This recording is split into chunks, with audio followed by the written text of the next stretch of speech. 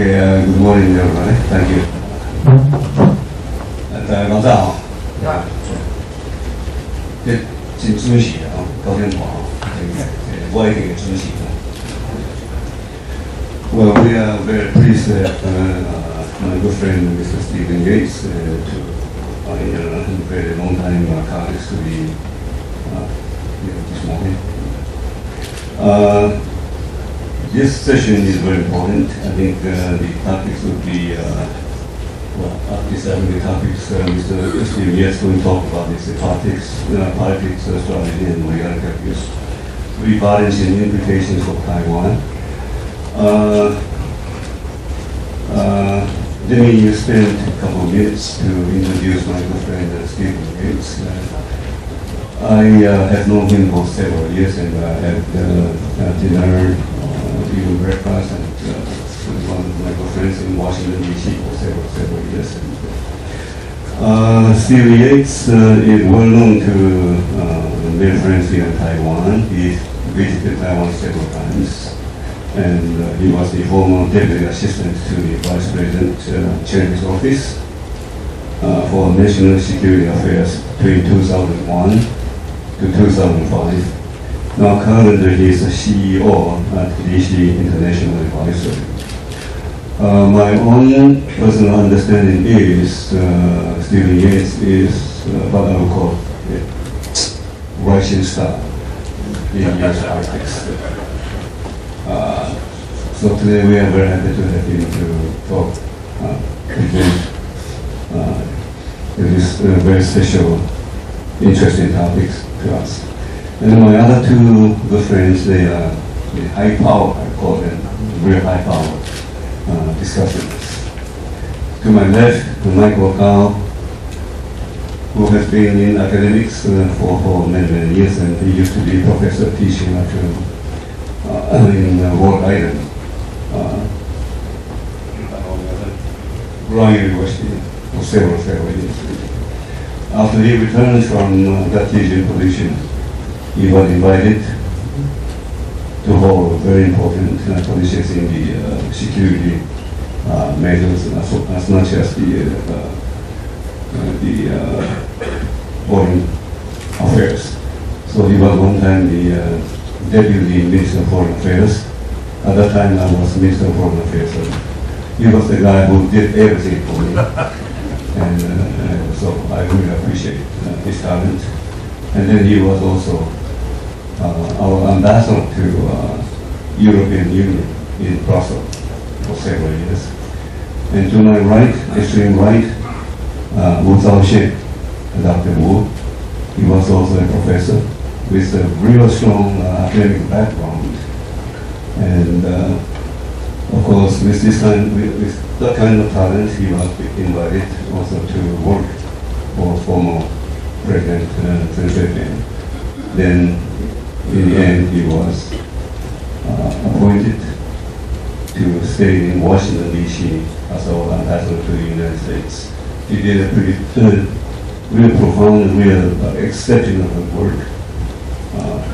Trying to, in the real critical moment, he did real nice work representing Taiwan. So we appreciate very much. And I think I'm only allowed to speak for 5 minutes.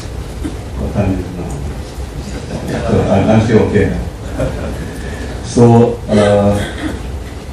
my good friend Mr. Law told me that altogether we have 1 hour, and as the main speaker for Mr. Yates, I think you have 25 minutes. And our two high-power discussants, each one has 15 minutes. Then I don't know whether we might have some time to be left for our audiences to raise some questions. I think we'll find out. Okay. So with that brief introductions, please, Steve. Thank you.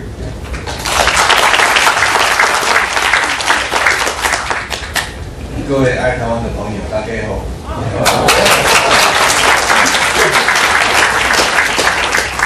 It's an honor to return to the Taiwan National Security Institute.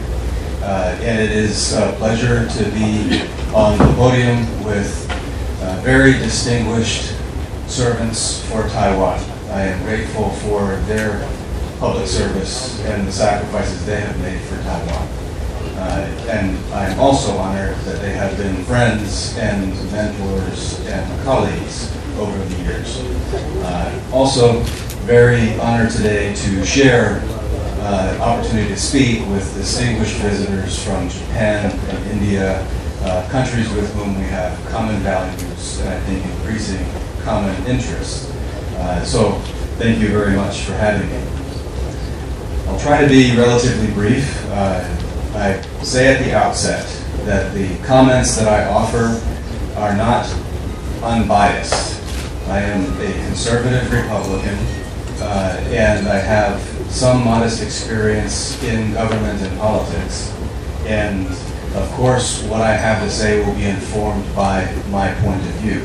But I hope you might just the same consider what I hope will be a constructive critique of what I see as the politics, strategy, and reality of U.S. rebalancing. First, talk a bit about the politics of the pivot. Sometimes politics is considered a dirty word when discussing foreign policy. But politics is the reality of how our governments are formed, the environment in which they execute policy, and it is an important ingredient in helping shape what opportunities and challenges leaders will face. When it comes to the pivot to Asia, really the idea was born out of the 2008 presidential campaign. The 2008 presidential campaign was the first cycle in several years when foreign policy and national security really was a weakness for the Republican Party. There had been thought to have been an advantage, and in fact 4 years prior, probably it was views on national security that in the end tipped the balance between a very close election between George W. Bush and John Kerry. But by 2008, so much had changed. The country was weary of a long period of war. The conduct of the war became less and less popular. And so an opening was made for a political rising star in America to offer a criticism of the Bush administration, but also to distinguish himself from the leading challenger in the Democratic Party, then Hillary Clinton. Hillary Clinton had voted in favor of authorizing force with regard to the wars in Afghanistan and Iraq. And then Senator and challenging candidate President Obama could distinguish himself by taking a position against the war. It was not just popular, it was also what he, I believe, genuinely believes. And so it was natural for him to be an advocate for the position. But just the same, as we look at the politics of foreign policy, this was what he believed, but it was strategically advantageous in the environment of 2008. What does that have to do with the pivot? Well, as you might know, the image of a country in retreat is not attractive. It is not the image that Americans, whether Republican or Democrat, are proud to advocate. And so if you're going to have a policy of withdrawal from war, you need to have a positive alternative to put forward. Not just to say what you are against and what you are retreating from, but what you will be moving towards. And the narrative that came out of both, eventually, the Clinton and Obama primary campaigns was the notion that Asia had been neglected and the overly strong focus on the Middle East needed to be lessened, and the attention of our national leadership needed to come to Asia. Now, it is without question true that many interests critical to the future of America rest in this vital region of the world. There's very little disagreement between Republicans and Democrats on that point. But the politics of this were essentially one of convenience, to try to showcase and highlight where new attention would be drawn in one region And you would have somewhat of a division of labor when Secretary Clinton came into office at the Department of State. Her first visit as secretary was to East Asia, net positive for the region. At the same time, President Obama would try to set a new tone in the Middle East, offering dialogue and the opening phases of redefining what our commitments would be in that region. Now, as they began to govern, it became increasingly clear that we were going to have fiscal challenges that would make it difficult to sustain a large and globally deployed military, that uncertainty in the Middle East was going to continue, and as they tried some of the early initiatives under the pivot, they ran into some difficulty in terms of the priorities that were chosen. They tended to be emphasizing climate change, nuclear armaments, arms reductions, and global health kinds of issues. These were to be the new national security priorities in their strategy. Those priorities did not fare well in the first year of the Obama presidency. The Copenhagen conference went unhappily, and the moves on nuclear weapons had consequences for allies, which I'll talk more about later. As we approach 2014, we have a midterm election in the United States. The majority of the United States Senate is open for question. There may be a change, there may not be a change in leadership there. Every member of the House of Representatives has to stand for re-election. As we enter this midterm election, there are 0 American politicians using the administration's pivot to Asia as a core point in the national narrative on national security and defense.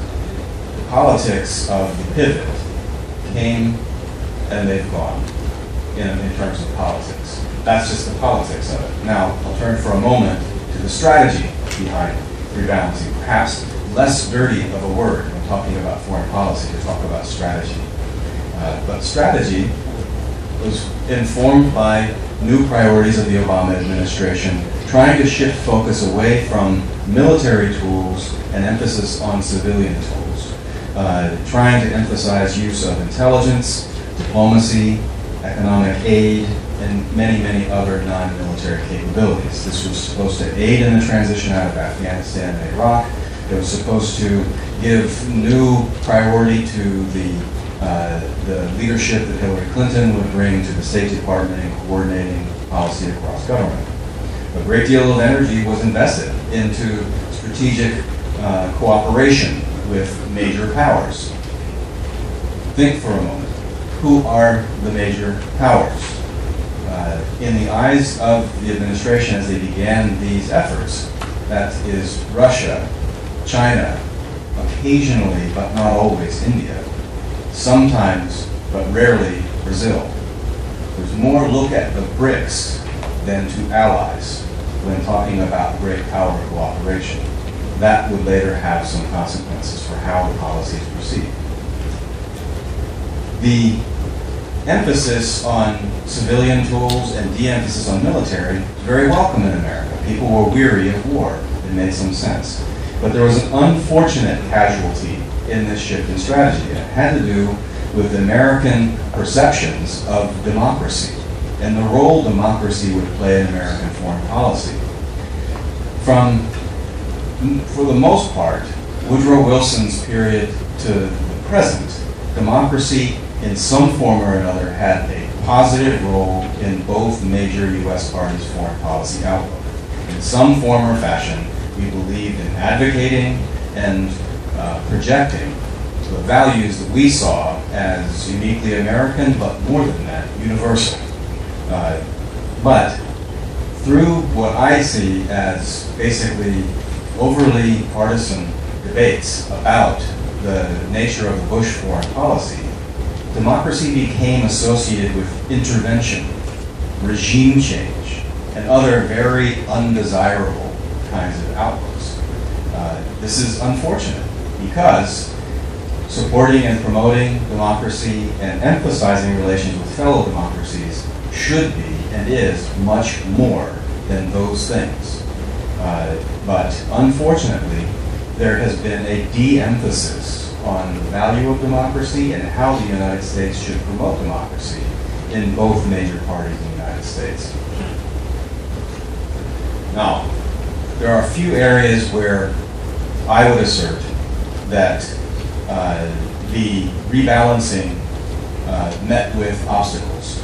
Every administration, the one I served in, the one that has come after, every administration faces a challenge between what you believed and advocated during a campaign and what you can actually implement once elected in government.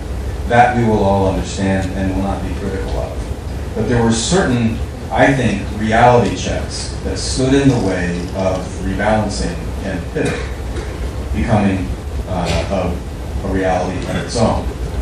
First, reality number one, the U.S. was not absent from Asia during the Bush administration.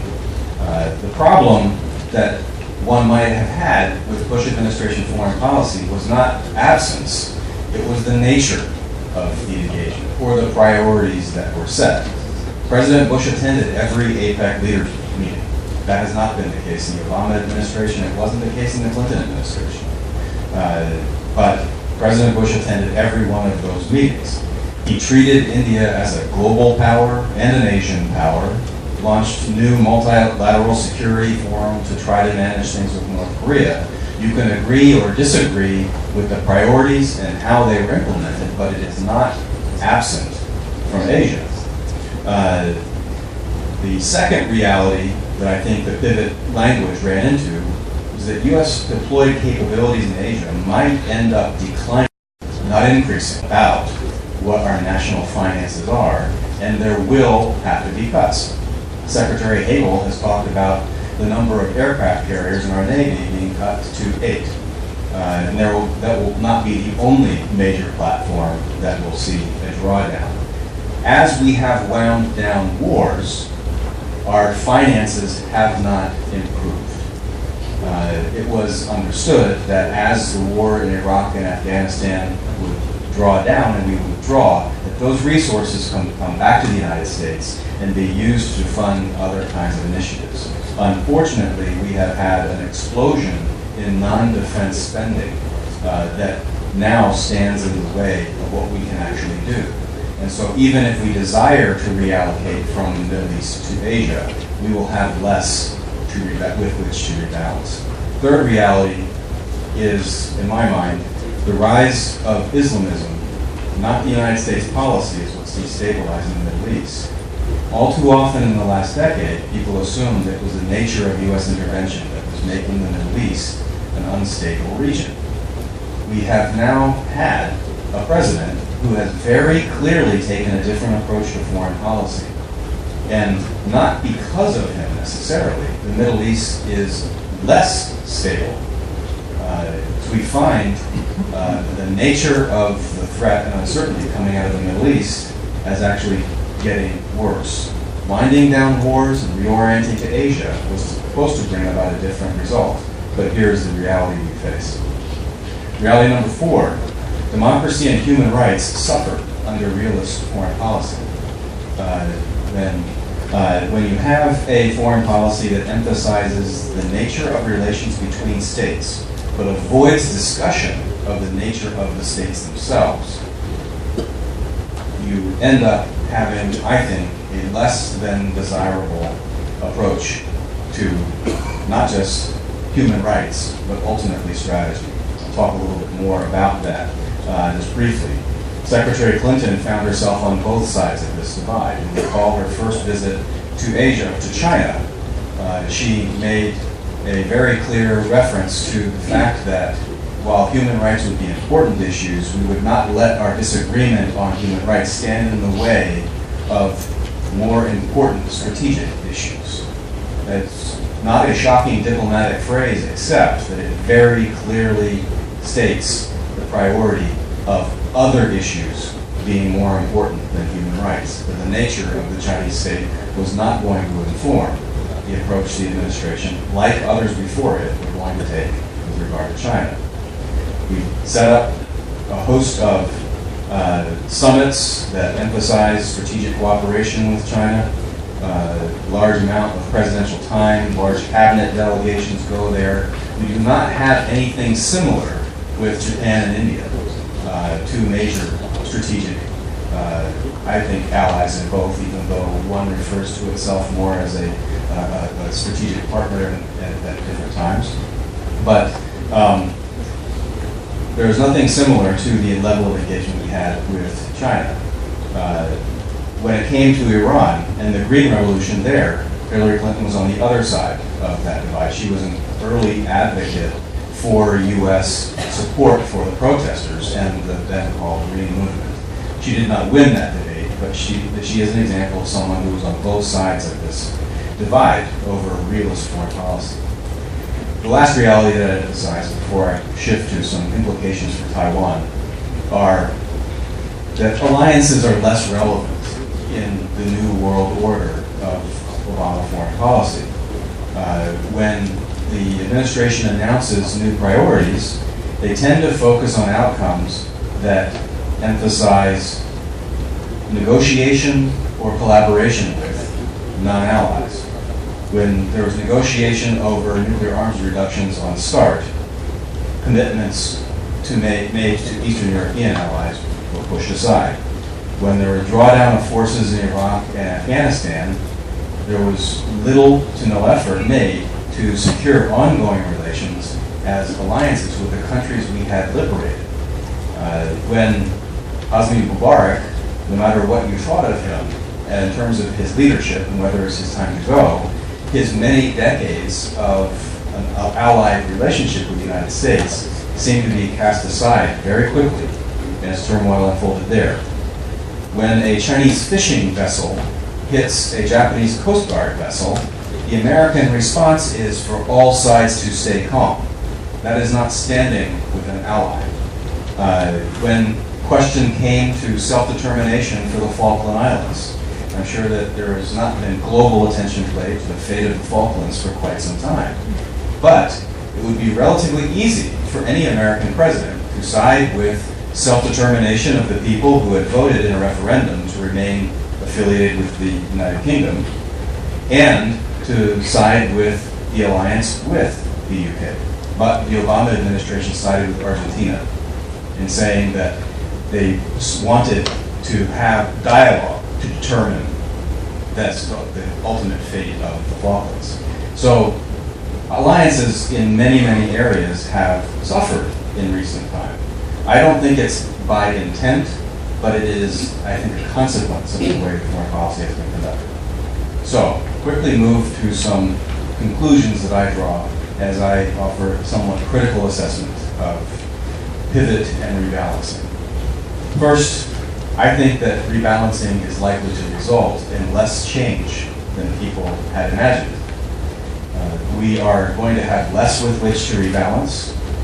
The Middle East is going to remain a hot focus of American attention. And so we are not going to see that much net change in what America's role has been. There's good news and bad news in that. America has had a long-standing commitment to this region. I think that will remain. That's the good news. The bad news is people might have thought there was going to be more, and I don't think there will be. Conclusion number two is if allies and alliances are marginalized, the commitment to Taiwan is even more questionable. I have spent half of my life coming to Taiwan, and I think that this is an interesting and important part of the world. And so I don't say this with any joy, that I believe that American commitment to Taiwan is actually getting weaker. But I think that is a reality we must face. Not be sad, but figure how to change that reality. But if we are not standing clearly with treaty allies, the Taiwan Relations Act is wonderful, but it is less than a treaty ally. And we have to question where the U.S. would be in a time of trouble here if push to that. Conclusion number 3, I think U.S. failure to identify and counter the Islamist threat is matched by a similar weakness when it comes to the People's Republic of China. I won't go into great detail on this, but think of it this way. If we have an ideology and a movement that is aimed at attacking American assets, and aimed at weakening American allies, and aimed at destabilizing a critical region of the world, but we dare not name the threat, we dare not address the ideology, we will not succeed in countering that. Well, when it comes to China, both parties in the United States are shy about saying that there is any problem with China. There might be trade practices that are a problem. There might be some human rights issues to talk about. But for the most part, they're very cautious about being clear. What is the threat that China poses? And it's not to say it is only a threat, but if you only pay attention to the half of the glass that is full, that part that is empty could be a problem for you. And I think that we need to have more honesty and clarity in the discussion about the nature of the challenge. And there are more analogies between the threat of Islamism and the challenge that China poses than people might like, at least in my analysis. Last conclusion is that the U.S. is likely to remain averse to intervention in overseas conflicts and continue to pursue strategic cooperation with Beijing. We talked about a notion of a pivot to Asia, but what it really was is mostly seeking cooperation from Beijing so that things don't get worse in this part of the world as we are focused in another part of the world. What we see playing out in the debate over Syria should be a cautionary message to anyone who imagines that the United States is going to intervene quickly in case of an attack here. Look at the process on Syria and imagine the Taiwan Relations Act. The example would be a missile attack occurs, use of some unacceptable weapon has happened. The American president said it's unacceptable. He said he is determined to take action. But the country will be better if we wait 2 weeks for Congress to debate. And after that debate, I may or may not act with their support or without their support to intervene in a conflict. But even if I intervene, it will be proportionate and limited. And I will not seek to change the nature of the conflict that is occurring. I will only seek to punish the use of an unacceptable weapon. These are terrible precedents to imagine informing handling of a future cross-strait crisis that we hope never happens. But real problems. It's not just this administration. It's the politics informing the use of military and national security affairs today. I think it will take some work to change that. Very, very quickly, I have offered a somewhat pessimistic and critical assessment. But in the end, I am optimistic because with every election of a new idea comes another election when it's pushed aside and something else is tried. There will be, during the Obama administration and after the Obama administration, changes in American foreign policy. I think the key for like-minded people and countries in Asia, especially those represented here today in Taiwan, Japan, and India, is to recognize that with America's somewhat withdrawal from this region, not a pivot to it, you may stand more alone in one sense, but in another sense, you may stand more united by relying more upon each other, finding ways to build upon your common values and common interests. Because the challenges you face, whether it be China's rise, the occasional instability caused in the Middle East that will affect the price of energy and other kinds of key factors for your country. If Middle East turmoil feeds into uncertainty in China, you will all face a common challenge in this regard, even if I am right that there is a declining American leadership in this area. You have a common purpose and an opportunity to address these issues together, more so than any time in the past. So I think with that, my time has concluded, but I thank you very much for your attention and patience, and I appreciate your tolerance of my partisan views. Thank you.